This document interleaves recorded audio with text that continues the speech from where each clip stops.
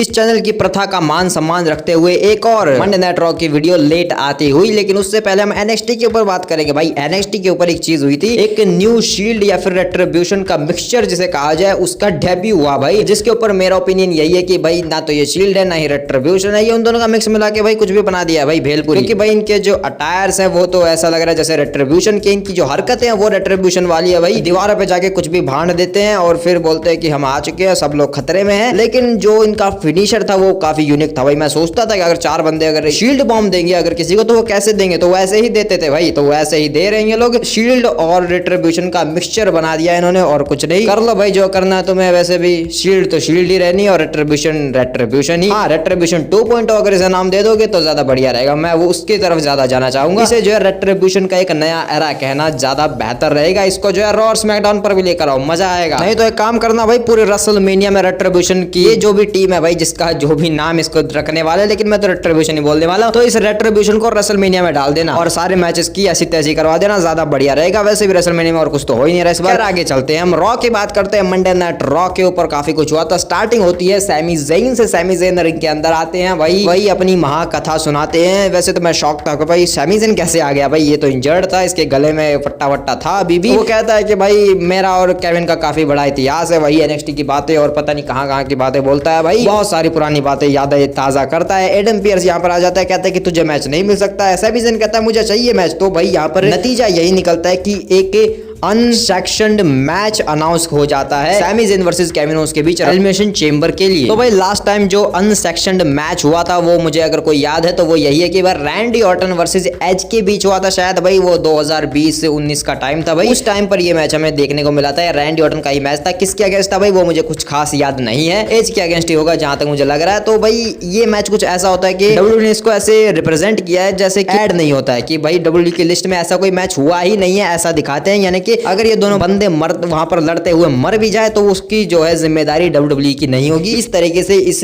Match को दिखाया जाता है, हमारे सामने प्रस्तुत किया जाता है कि ये कोई ऑफिशियल मैच नहीं है, एक अनऑफिशियल मैच है जिसके ऊपर डब्ल्यूडब्ल्यूई का कोई कंट्रोल नहीं है। ऐसा डब्ल्यूडब्ल्यूई ने खुद से बनाया है ये मैच, समझ सकते हो। तो मतलब भाई मैच तो इन्हें नो डिस्क्वालिफिकेशन ही करवाना है, बस उसके नाम अलग अलग रख देते हैं कुछ। खैर मजा आएगा, लेकिन भाई ये दोनों काफी बैंगर देंगे, वो तो चैम्बर में पता चलेगा, लेकिन शोज में तो कुछ बैंगर दे नहीं रहे हैं। वेल आगे चलते हैं जजमेंट डे के सेगमेंट के ऊपर। हमें पता चला कि चेट गार्गिल के ऊपर किसी ने अटैक किया था, लिव और रखेल के ऊपर शक है। तो यहाँ पर जजमेंट डे अपने क्लब हाउस में कुछ प्यारी प्यारी बातें कर रहे होते हैं। Liv Morgan, Dominik Mysterio, Finn Balor कहता है कि मेरा नाम लिया तुमने। यहाँ पर भाई फिन बैलर ये कहता है कि हम जो है आज साबित करेंगे जजमेंट डे को वापस ऊपर लाने का मौका है, हम तीनों चेंबर में जा सकते हैं। रखेल को फिन बोलता है कि तू भी जीत के आना। लिव मॉर्गन तू ऑलरेडी जा चुकी है, और डॉम हमें नए मेंबर्स बिल्कुल नहीं चाहिए और मैं भी जा रहा हूँ अपना मैच जीतने के लिए। वो तो चल देते हैं, लेकिन कार्लिटो रुक जाता है और फिर लिव कहते हैं कि तुझे जरा नहीं। कार्लिटो तो भाई रखेल के पीछे पागल हो चुका है और कुछ नहीं। शो के ऊपर फिर phenomenal one AJ Styles versus Dominik Mysterio का एक मैच होता है। कार्लिटो इसमें अपने इंटरफेयर करता है भरपूर और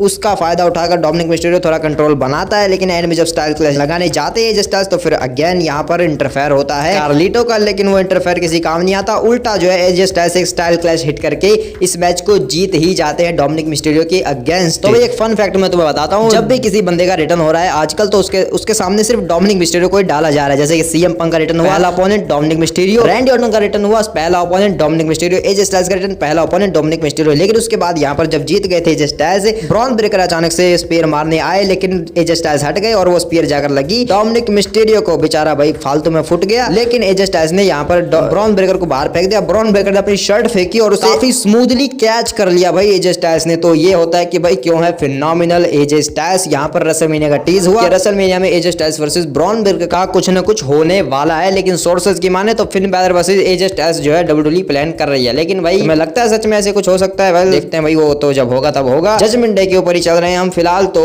लिव मॉर्गन से पूछा जाता है कि आपने अटैक किया या नहीं, तो लिव भाई काफी कंफ्यूजन में डाल देती है। यहाँ पर वो ऐसा दिखाती कि उसने अटैक किया, लेकिन ऐसा शो करते कि उसने नहीं किया। तो भाई इनका क्वालिफिकेशन मैच की तरफ ही चल देते हैं। यहाँ पर रॉक्सन प्रेस की काफी बढ़िया हाइप क्लिप दिखाई जाती है। रॉक्सन प्रेस अपनी एंट्रेंस करती है, उनका अगेंस्ट मैच होता है रखेल रॉड्रिगेज से। स्टार्टिंग में रखेल रॉड्रिगेज भाई कुत्ते की तरह पीटती है रॉक्सन प्रेस को बुरी तरीके तरीके से। यहाँ पर बियांका ब्लेयर और नायोमी की इंटरफेरेंस होती है, रिंग साइड पर वो लिव मॉर्गन को घेर लेते हैं जिससे डिस्ट्रैक्ट होती है रखेल रॉड्रिगेज, और यहाँ पर एक अजीब सा मूव हिट करके रॉक्सन पेरिस पिन करके मैच को जीत जाती है और वो चली जाती है एलिमिनेशन चेंबर के लिए। और उसके बाद नायोमी बियांका ब्लेयर धोने लगती है मॉर्गन को, लेकिन रखेल रॉड्रिगेज उसे बचा के यहाँ से निकल लेती है। लेकिन अच्छी बात यह है कि रॉक्सन पेरिस एलिमिनेशन चेंबर का पार्ट होने वाली है। वाह, वेल तो क्योंकि हम जजमेंट डे सेगमेंट के ऊपर है इसलिए हम जो है बहुत जल्दी मेन इवेंट के ऊपर पहुंच चुके हैं। सेथ रॉलिंस का कैथेकली इंटरव्यू लेती है। सेथ रॉलिंस कहते हैं कि आज मैं बहुत फायर्ड अप हूं, मुझे आज जीतना है, फिन को भी जीतना है, लेकिन मेरा जीतना ज्यादा जरूरी है इसलिए मैं तो जीतने जा रहा हूं मैच। और वो यहाँ से चले जाते हैं। लेकिन कैथेकली से यहाँ पर आकर कैरियन क्रॉस कुछ इंटरव्यू देते हैं खुद से ही आकर। वो सैमी ज़ेन के ऊपर कुछ तीर फेंकने लगते हैं कि सैमी मैं देख रहा हूँ तू क्या कर रहा है, अपने आप को मत रोक, आने दे बाहर सब कुछ। तो भाई ये तो सैमी ज़ेन का हील टर्न करवा के ही मानेगा, केविन उसके साथ ज्वाइन करवा के ही मानेगा भाई उसे, और कुछ नहीं भाई। लगता है फिर से ब्लड लाइन का बंटवारा होने वाला है। वेल आगे हम चलते हैं। यहाँ पर Seth Rollins versus Finn Balor का मेन इवेंट में मैच होता है मंडे नाइट रॉ के। सेथ रॉलिंस अपनी एंट्रेंस करते हैं, उसके बाद फिन बैलर भी अपनी वही भाई नया सा गाना है उनका जो कि मुझे बिल्कुल पसंद नहीं है भाई, जो भी ये नया थीम सॉन्ग है उनका, वो आकर सीधा अटैक कर देते हैं सेथ रॉलिंस के ऊपर। सेथ रॉलिंस खड़े होते हैं मैच में, फिर ये मैच की घंटी बजती है, मैच स्टार्ट होता है। स्टार्टिंग में ही पेडिग्री का ट्राई करते हैं लेकिन पलटवार होता है फिन बैलर की तरफ से। फिन बैलर खुद ही एक पेडिग्री हिट कर देते हैं सेथ रॉलिंस के ऊपर। उसके बाद शॉटगन ड्रॉप की कूने करा के ले जाते हैं लेकिन सेथ रॉलिंस हट जाते हैं। उसके बाद ये मैच भाई काफी लंबा चलता है और काफी बढ़िया मैच भाई। सुसाइड डाइव हिट करते हैं सेथ रॉलिंस यहाँ पर। उसके बाद वो अपना spring board knee strike hit करते हैं। रिंग साइड पर मैच जाता है, टेबल के ऊपर पटक के मारते हैं फिन बैलर को। सेथ रॉलिंस स्टेज स्टेप्स के ऊपर एक स्टॉम्प देने जाते हैं लेकिन फिन बैलर हट जाते हैं और फिर सेथ रॉलिंस को स्टेज स्टेप्स के ऊपर फेंक देते हैं। अंदर रिंग के अंदर भाई ट्रॉमा दे देते हैं फिन बैलर को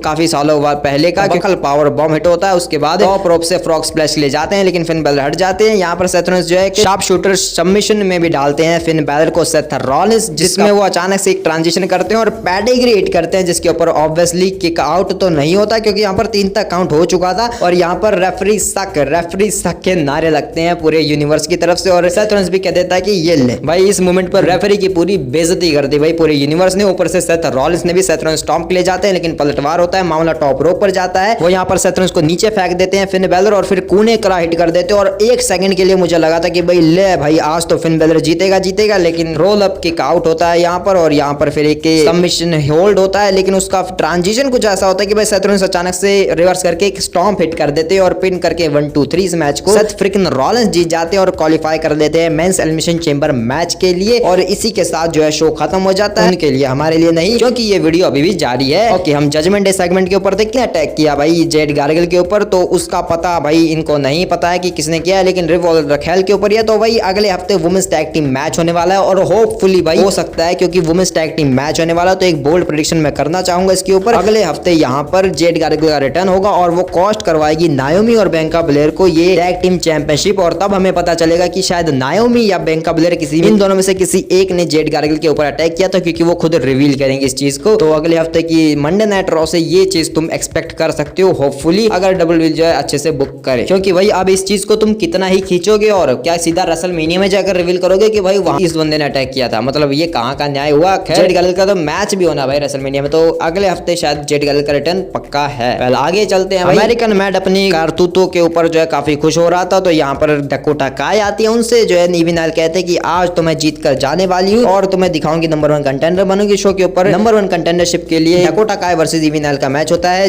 लारिया वेलकेरिया रिंग साइड पर बैठकर मैच को देख रही है। ऑनेस्टली भाई मैच काफी बढ़िया था। यहाँ पर डकोटा काय अपना GTK हिट करके इस मैच को जीतकर नंबर 1 कंटेंडर बन जाती है इंटर कॉन्टिनेंटल चैंपियनशिप के लिए। लारिया वेलकेरिया वर्सेस डकोटा काय का मैच होगा अगले हफ्ते वुमेन्स इंटर कॉन्टिनेंटल चैंपियनशिप के लिए। और भाई मैं कहूंगा डकोटा काय को बना दो भाई लारिया वेलकेरिया भाई, क्योंकि भाई इस मिड कार्ड चैंपियनशिप को किसी वर्दी और किसी बेस्ट सुपरस्टार की जरूरत है और वो डकोटा काय से बेटर नहीं हो सकता भाई फिलहाल के टाइम पर। भाई लारिया वेलकेरिया उस लेवल की नहीं है। वेल हम चलते हैं गुंथर के ऊपर। भाई गुंथर यहाँ पर आए थे शो के ऊपर, वो जो स्टेयर्स से जो स्टैंड्स होते हैं जहाँ से भाई वो जे उसो अपनी एंट्रेंस करता है, वहीं से ऑडियंस के बीच से वो आते हैं, कहते हैं कि मैं भी फील करना चाहता हूँ कि जे उसो यहाँ पर कैसा फील करता है। तो भाई कहते हैं कि जे उसो यहाँ पर बहुत बेकार फील करता होगा, मैं समझ चुका हूँ, मैं उसे तो अप्रिशिएट करना चाहूंगा कि इस गधे लोगों के बीच जो है वो कैसे रह लेता है, यहाँ पर कैसे ईट कर लेता है। वेल ईट की बात करें तो तुम में से किसको लगता है कि वो जीतने वाला है? तुम लोग उसे जो इतना हौसला अफजाई करना बंद करो। पैट और माइकल कॉल, तुम बताओ तुम्हें क्या लगता है कि वो मुझे हरा देगा? तो भाई पैट यहाँ पर बोल देते कि ऑफ कोर्स वो तुम्हें हरा देगा, जिसके ऊपर भाई गुंथर छिड़ जाते हैं और वो अपना भाई जैकेट निकाल के पैट मैकैफे की तोड़ने वाले थे, लेकिन यहाँ पर आ जाते हैं जे ऊसो।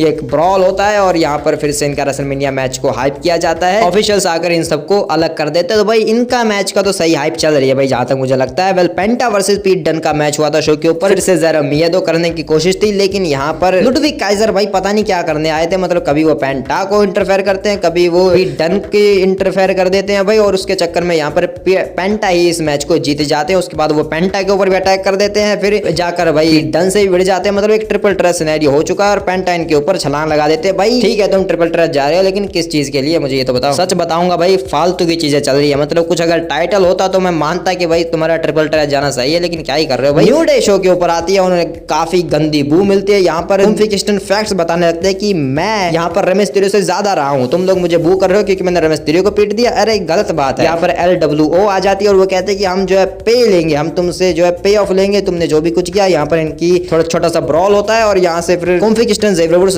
भाग जाते हैं भाई, पतली गली निकल लेते हैं। बैक स्टेज में इंटरव्यू लेती है एथिकली जे ऊसो का। जे ऊसो कहते हैं कि लोगों को लगता है कि मैं जे गुंथर को नहीं हरा सकता, गुंथर को भी ऐसा लगता है, लेकिन मैं सबको साबित करूंगा क्योंकि मैंने पहले ही बहुत कुछ साबित किया है। लेकिन इसी के दौरान पता नहीं भाई कभी ये सेगमेंट हुआ था, न्यू डे जाकर जे ऊसो से कुछ बात कर रही होती है, लेकिन ऑफ कोर्स नॉट वो डिसरिस्पेक्ट ही कर रहे होंगे। तो यहाँ पर जे ऊसो कह देते कि कोई कुम्फी मेनिया नहीं होता अगर ऊसोज वहां पर फॉरफिट नहीं करते, क्योंकि अगर तुम्हें याद हो, अगर तुम सच में उतने पुराने हो, ऊसोज ने फॉरफिट कर दिया था मैच, वो गॉन्टलेट मैच हो रहा था और ऊसोज बोले कि तुम इस चीज के लायक हो, तो अब हम जो है फॉरफिट कर रहे हैं, हम तुम्हारे सामने नहीं लड़ेंगे, और ऊसोज छोड़ के चले गए थे मैच को। तो इसलिए यहाँ पर जे ऊसो कहते कि अगर हम फॉरफिट नहीं करते तो हम तुम्हें हरा देते और कभी कुम्फी मेनिया हो ही नहीं पाता। तो भाई हो सकता, कुछ भी हो सकता है भाई। वेल तो भाई शो के ऊपर ऑस्टिन थ्योरी, ग्रेसन वॉलर भी थे। पेट मैकफी उनका इंटरव्यू लेते हैं जिसमें भाई वो उनके बीच दरार डालने की कोशिश कर रहे थे, क्योंकि NXT के ऊपर जब मैच हुआ था तो ऑस्टिन थ्योरी को गलती से फिनिशर हिट हुआ था, जिस वजह से वहां पर जीत गए ओबा फेमी। तो यहाँ पर वो सिर्फ वो बोलते कि तो हमारे बारे में बात कर मत कर, हम जो है शेमस के बारे में बात कर रहे हैं, वो फेलियर आफ्टर फेलियर है। तो भाई बार बार शेमस को टीज कर रहे हैं, लेकिन शेमस तो आ ही नहीं रहा। लेकिन और बंदे हैं भाई जो शो के ऊपर आते तो नहीं है, लेकिन अपना सिनेमा वाली एक क्लिप बनाकर जरूर भेज देते हैं भाई। मतलब एक सिनेमेटिक हाइप क्लिप दिखाई जाती है वॉर रेडर्स की भाई, और प्योर सिनेमेटिक व्यू उसमें दिखता है। लेकिन इसी के साथ इयो स्काई की भी एक क्लिप दिखाई जाती है जिसमें वो कहते हैं कि पिछले साल जो है मैं चैंपियन थी, रेसलमेनिया मेन इवेंट कर रही थी और कितना बढ़िया था सब कुछ, लेकिन अब मैं सब कुछ हार चुकी हूँ और अब मुझे ये भी नहीं पता कि मेरा रेसलमेनिया का सीन क्या होने वाला है। लेकिन मेरे पास एक आखिरी चांस है रिया रिप्ली को हराने का, मैं उसकी रिस्पेक्ट करती हूँ, लेकिन मैं उसे उससे ज्यादा बेहतर तरीके से जानती हूँ। हम NXT में काफी बार लड़े और मैं हमेशा जीती हूँ, तो मैं फिर से इस चीज को कर सकती हूँ। रेसलमेनिया की टिकट मैं अपने लिए कटवाने वाली हूँ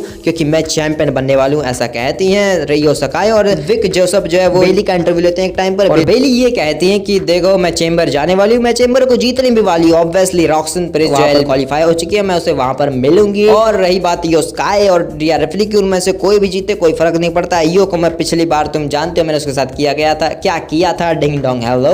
और रिया रिप्ली उससे तो मैं जरूर लड़ना चाहूंगी, तो देखते हैं कि कौन जीते। एलिमिनेशन चेंबर के बाद उन दोनों में से कौन जीतेगा, और जब मैं जीत जाऊंगी तो मैं भी जाऊंगी। मतलब भाई बेली क्या कहना चाहती है कि वो जीतने वाली है एलिमिनेशन चेंबर को। वेल एलिमिनेशन चेंबर की बात करें तो उसकी शॉकिंग और प्रेडिक्शन वीडियोस आने वाली हैं, तो तुम जानते हो तुम्हें क्या करना है। तो अभी के लिए डिंग डोंग बाय बाय, मिलते हैं किसी और वीडियो में।